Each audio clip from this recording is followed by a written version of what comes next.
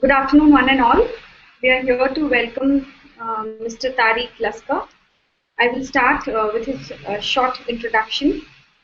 Mr. Tareque Laskar is a professional in the education and learning space with 11 years of diverse experience in the complementary fields of teaching, research, and writing.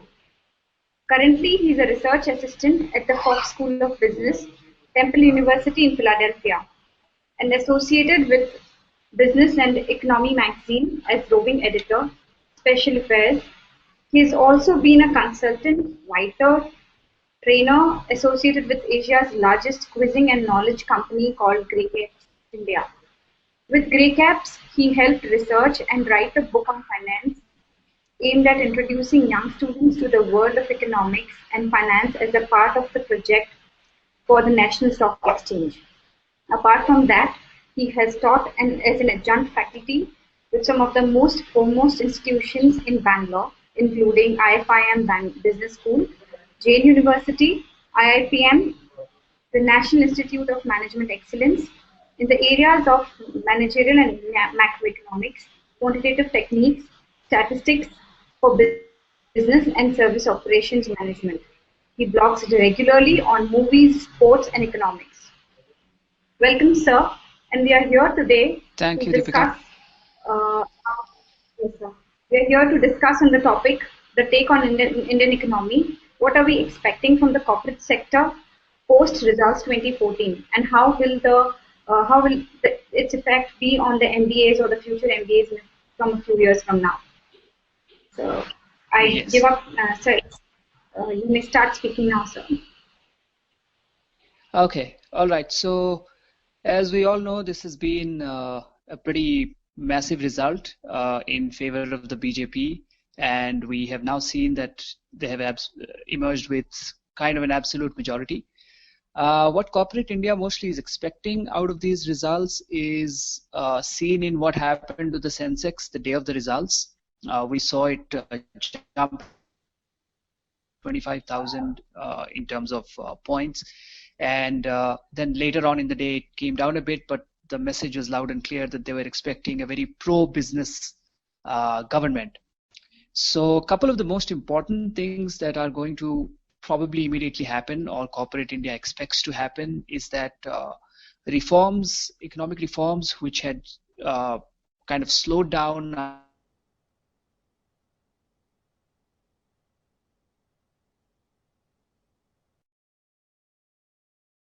2009 to 2014, Nestor talked about creating a lot of jobs because each year there are about 10 million odd working age Indians being added to the population, which means that there are a lot of jobs that need to be created pretty much every year.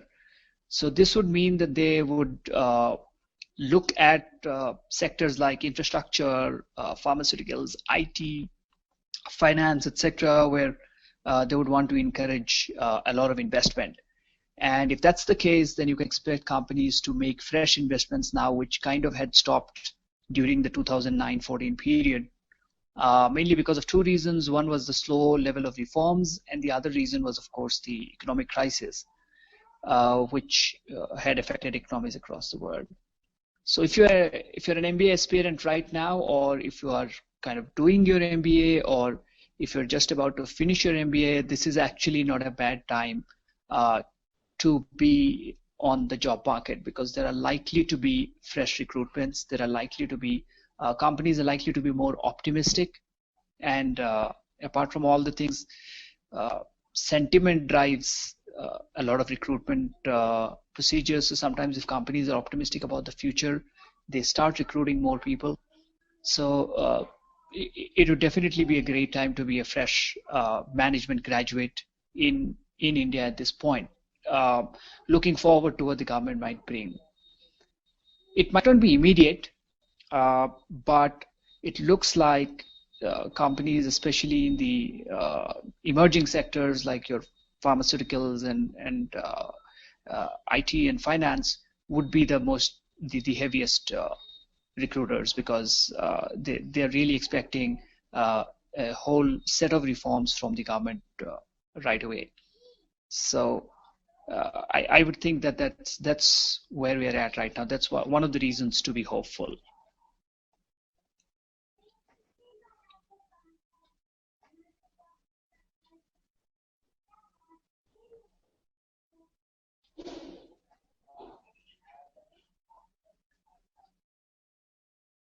So, so the reforms should take some speed, and the students are, as you stated, it's a good time for students to do their MBA, and they might expect better jobs.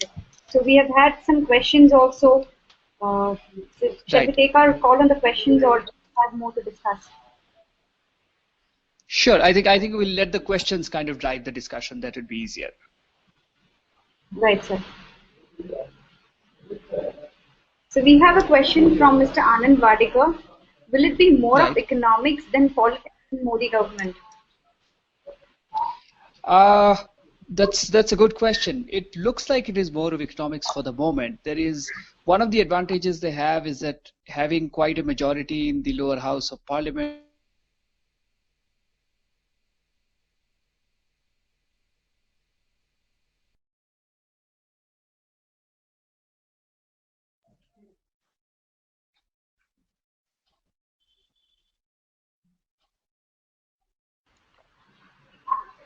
Hello, yeah sir.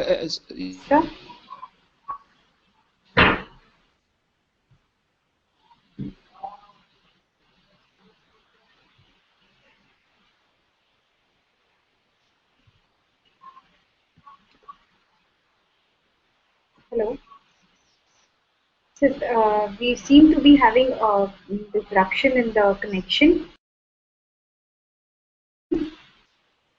We sorry, apologies there. I think we just kind of got cut off. Uh, so to continue on that question, I think it is one of the advantages they have is the absolute majority in the lower house means existing projects and things like that they can approve pretty fast. So yes, they are probably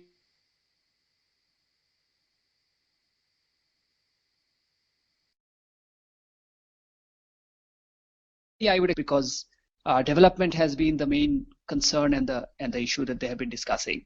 Um,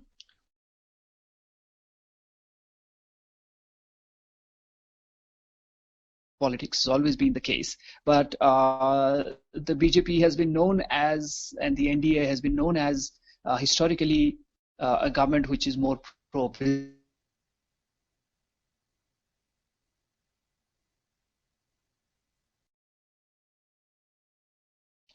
pro reforms and a freer economy. So it is going to be more economics than politics.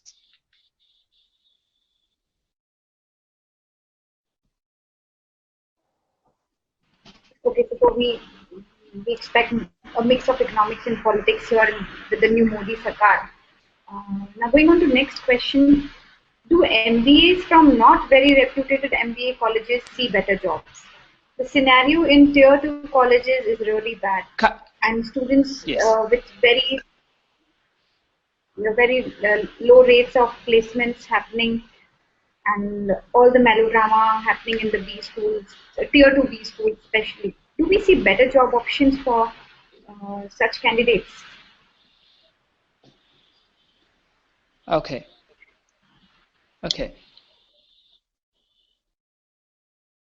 There are two ways there can be better job options for such candidates. One of the reasons why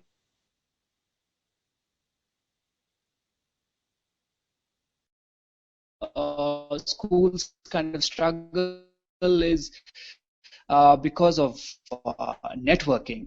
Because most jobs are a result of networking. It's not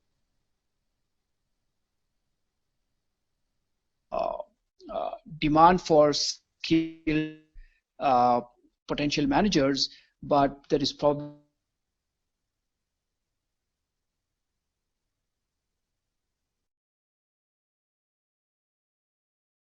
who would fill those vacancies. So I would say one of the things that tier 2 schools and the students need to kind of consider is the idea of networking. Because even the top schools of the world, your Stanfords and Harvards and the rest, focus very heavily on networking. and they kind of encourage students to go and meet similar peer groups, other managers, and so on and so forth. So that is the way that they can land probably better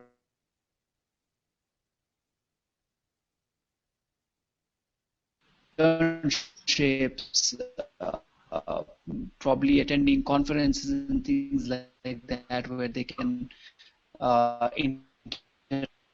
interact informally with the corporate, kind of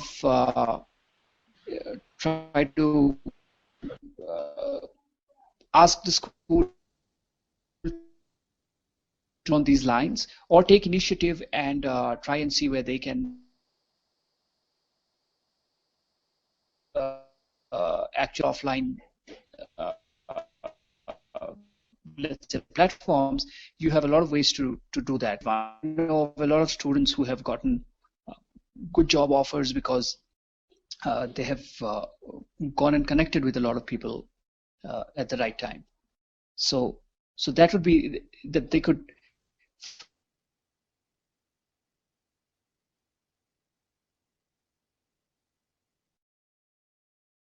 keep in touch and kind of try to use them as a level network into the, especially for people who do not have experience or who are new to this area or are kind of changing careers, etc.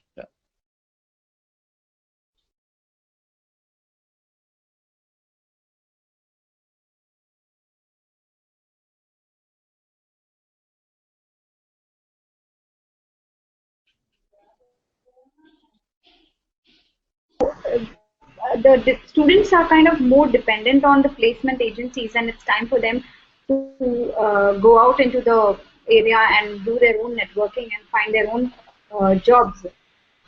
Um, so maybe they should adapt. So, but we see a lot of questions coming in. We've seen a lot of interaction happening for the hangout. Uh, Nonetheless, the Modi Sarkar, a lot of new enthusiasm is there in the market. A lot of expectations are there, but let's hope that those do not we do not get the overconfidence, and we do not get carried away because of the new jargon and the social media campaigning that has been done. Everything has worked out really well for the new government that is going to come in. And let's hope that the enthusiasm continues as it is.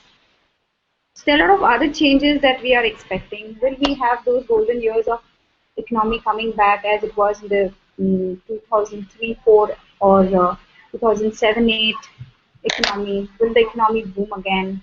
Will there be a control over inflation? Are there going to be more jobs? Are there going to be lesser scams? Uh, the newspaper, the media is talking on and on about everything. So let's see what do we have in store.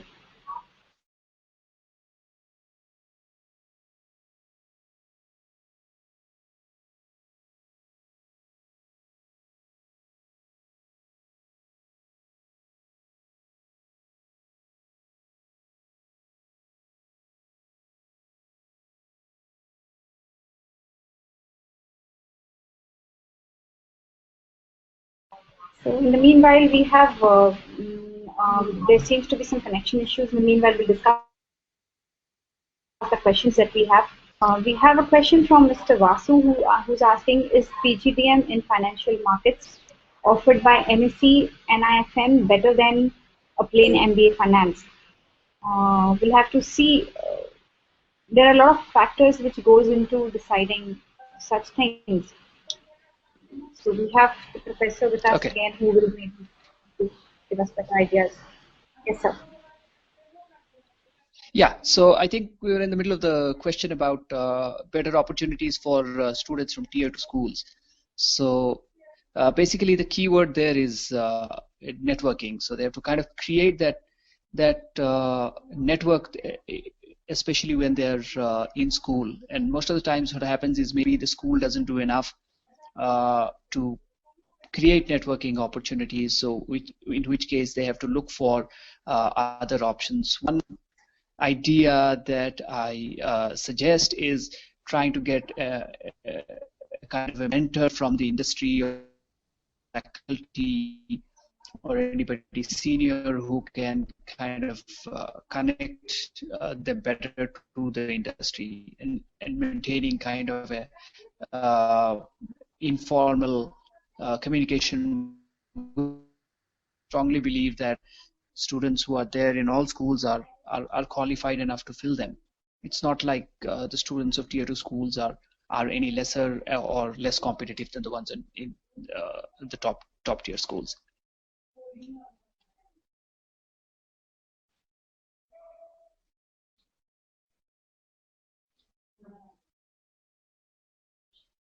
That's quite informative, sir. And let's hope the students take on this new steps and network out on their own. So let's take the new question, sir. Which one would you like to pick? You tell me, you pick one and let me know. Let me see if I can see questions. Just a second.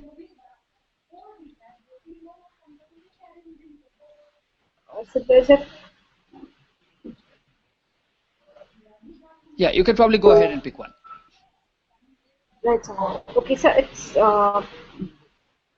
there's a question which says that will the manufacturing industry see the boom once again?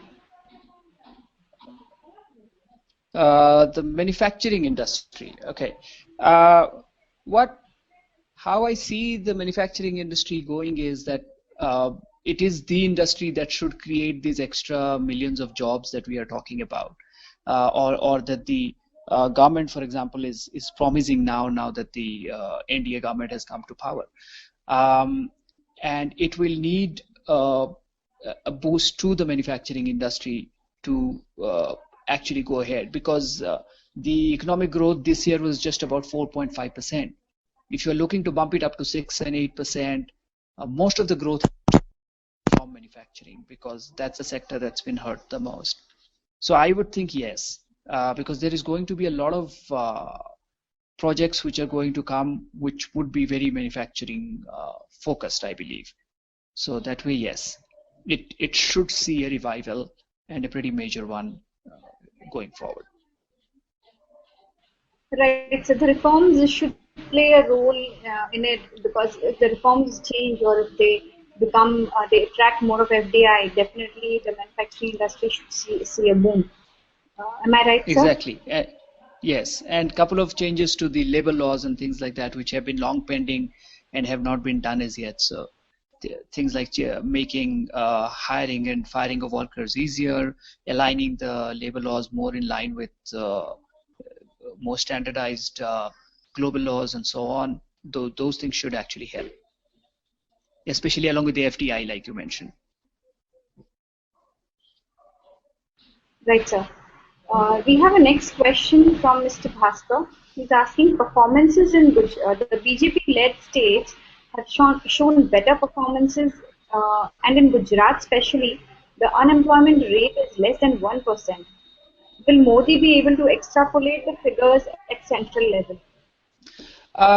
Firstly, I'm not really sure about the 1% unemployment level in Gujarat, because it's the baseline level is probably a little higher. But yes, it's undeniable that the indicators in Gujarat are much better than the rest of the country, and also some of the other BJP-led states have shown significant improvement.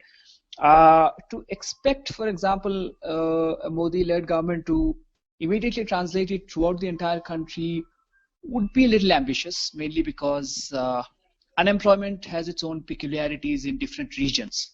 So, the reasons for unemployment come from different regions. Gujarat is a relatively more entrepreneurial state as compared to the rest of the country, for example. So, when we talk about unemployment levels in Gujarat, we are looking at a very different picture than when we are talking about, let's say, in a state where there are more professionals and salaried workers and so on. So at the moment, it would be, I would not say that we would see immediate results on those lines, but like I've already mentioned before, that jobs is one of the key points of the whole new government's agenda. So, and creation of jobs is one of the points. So at least should have an impact. I mean, it would definitely be better than what it is now, because there haven't been any creation thrusts from the UPA 2 government in the last 2-3 years or so. No new reforms which could lead to job creation or any direct job creation policies or programs. Sir.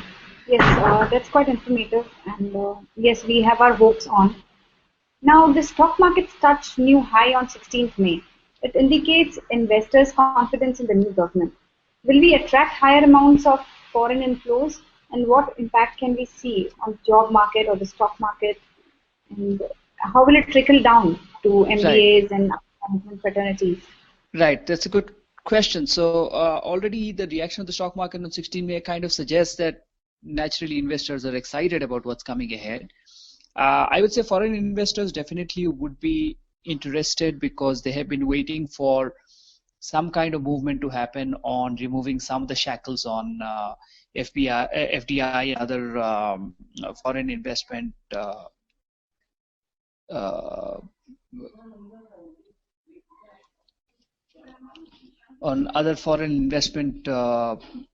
let's say, areas, right?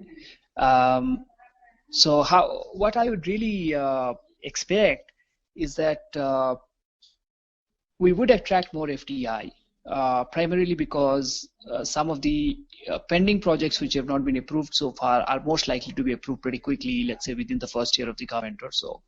So that would definitely kind of attract more investors, because once investors get in and if they have the confidence, it kind of is a feedback loop, a positive feedback loop that sets into motion. The second thing is about the trickle-down effect. So what I think about the trickle-down effect is foreign direct investments, a lot of studies have shown over the years, does create jobs. So the direct trickle-down would be exactly that. And the other thing that I expect is once a little bit of extra foreign direct investment flow starts coming in, you would see a little better numbers on the economy in terms of growth and prospects of the economy and so on. So that would lead to more foreign investment, which, you know, kind of the whole trickle down would work in terms of a feedback loop or a cycle, that foreign direct investment would attract more foreign direct investment. So Right, sir. Then, sir, what is your take on the Indian economy, or what are your hopes from the economy in terms of the new government coming in? With the new government coming in, like I said, I expect, for example, 4.5% is way below the growth potential that we have right now. So I expect it to bounce back towards more reasonable numbers, maybe about 6-7% of GDP growth, which would impact all the sectors of the economy. The only concern I have is how inclusive or widespread the growth would be initially, because it's likely to be kind of coming from, let's say, some pockets of the country rather than all over.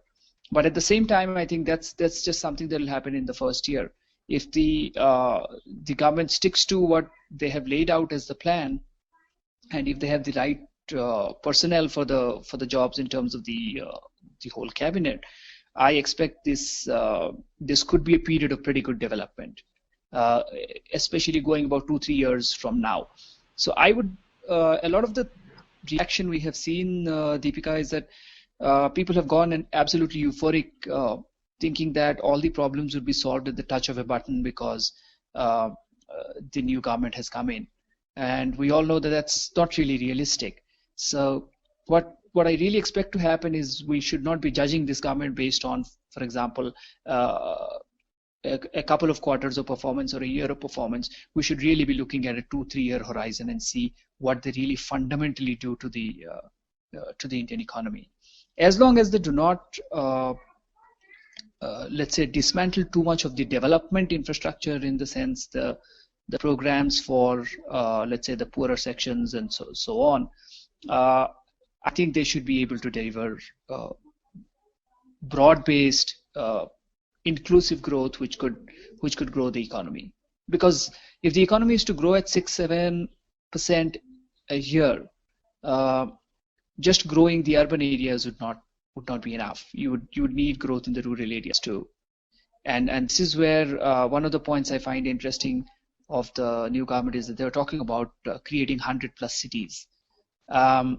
That is a very interesting point, because if they're able to develop centers which are semi-urban or rural into more modernized urban centers, it could automatically actually create a lot of opportunities. So I'm kind of cautiously optimistic. I'm not as euphoric or jubilant as the market was, or a lot of the country is. But at the same time, I think there is a lot of positives that can be expected. Right, sir. So as you mentioned about 100+ cities, but the agricultural sector has also seen a setback in the last few years. Yeah, What is your that's a take on good that? point. There aren't really easy answers in the agriculture sector, because it seems to be the sector that a lot of governments have failed to deliver on in terms of actually developing it, in the sense that most of the reforms in agriculture seem to be knee-jerk and short-term reactions, where because farmers are committing suicide because of high loans, what you do is go and pardon or ask banks that they pardon the loans or waive the loans for the farmers. That's not really a long-term solution.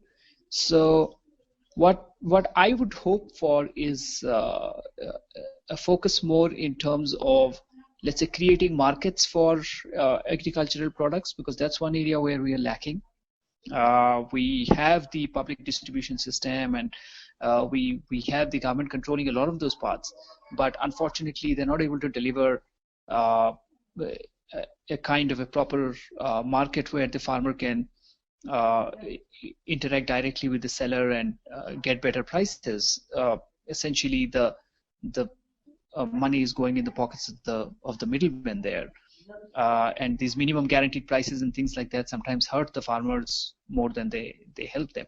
So if some of these things are dismantled, it could really make a difference to the agriculture sector. And that's why I think this government might just be the kind of government you would expect to do that, because they are a relatively more pro-market government. But having said that, remember that agriculture is an area that is a little more sensitive. So, states by themselves might be opposed to some of the reforms if they want to introduce them, and so on. So that's why it remains a very tricky and a difficult area to deal with. Right, sir. As you mentioned, we cannot be very much optimistic or very overconfident about the new government. We have to give them some time. We have to give them some time and see to it that they settle down, and in the long run, what is there for us in Yes. In the chest of treasures, or the reforms, be it any other development. Sir, yes, we have covered almost most of the questions here, and I hope the viewers had a good time. All right. I hope so too. Yes, sir. Give them some time to that they settle down, and in the long run, what is there for us?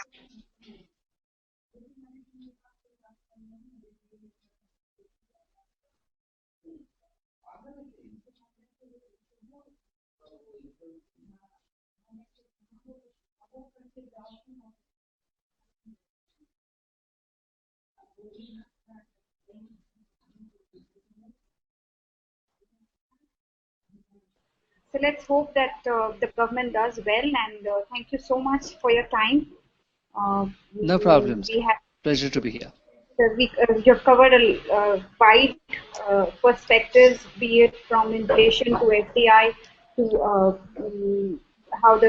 what should we be expecting, and we should have our patience to see, and how will it trickle down to the management level, and what are the job prospects that we see for future MBAs. But the most important thing is MBAs can develop themselves, go out, network into the market, and get their own jobs or become their own entrepreneurs and Yeah, not yeah. rely completely on colleges. Uh, so thank you so much for your time, sir. Thank you once again from MBA Club India. Thanks for having me, Deepika. Thanks, sir. All right. Thank you.